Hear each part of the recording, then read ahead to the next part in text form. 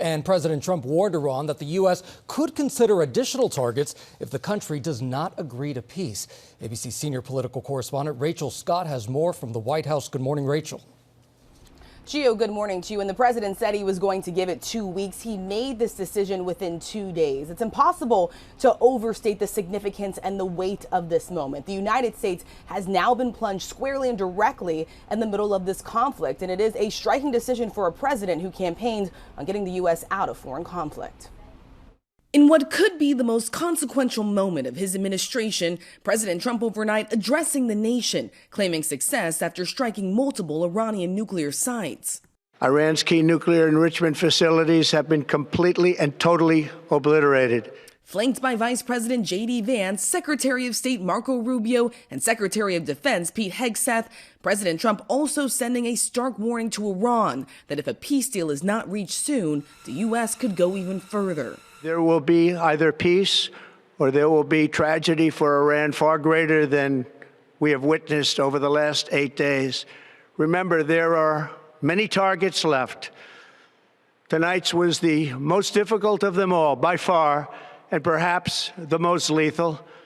But if peace does not come quickly, we will go after those other targets with precision, speed, and skill. The White House releasing these photos of the president in the Situation Room along with Vance and other senior officials. I want to congratulate the great American patriots who flew those magnificent machines tonight. U.S. officials confirming the military used B-2 bombers, dropping a number of 30,000-pound bunker buster bombs used for the first time in history. Tomahawk cruise missiles were also fired at other targets inside Iran from a U.S. Navy submarine. It comes as the U.S. has been surging their forces in the region for days. Sources say for weeks, the president had been pressed to join Israel's fight against Iran by Israeli Prime Minister Benjamin Netanyahu, because only the U.S. had the weapons capable of hitting Iran's underground facilities.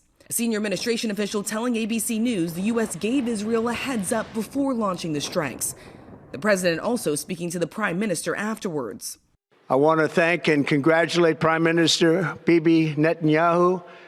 We worked as a team like perhaps no team has ever worked before. And we've gone a long way to erasing this horrible threat to Israel. The decision to strike dividing lawmakers. Sources say Speaker Mike Johnson and Senate Majority Leader John Thune were briefed prior to the strike. After the president announced, Johnson writing online, President Trump has been consistent and clear that a nuclear-armed Iran will not be tolerated. This is America First policy in action. Democrats pushing back, with House Minority Leader Hakeem Jeffries saying President Trump failed to deliver on his promise to bring peace to the Middle East. Releasing a statement saying Donald Trump shoulders complete and total responsibility for any adverse consequences that flow from his unilateral military action. On the campaign trail, President Trump painting himself as the candidate of peace, and in his second inaugural address, promising to be a peacemaker and unifier.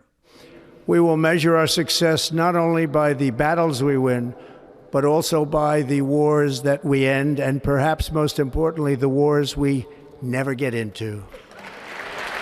Sources tell ABC News that there was no formal Gang of Eight briefing for the top leaders in both the House and the Senate. I am told that the Speaker of the House, Mike Johnson, the Senate Majority Leader John Thune were briefed before this military action was carried out. On the other end of this, the Democratic leaders, Chuck Schumer, Hakeem Jeffries, sources tell me that they were notified with very little details. One source telling me this morning they believe that notification happened after that military strike was well underway, Janae.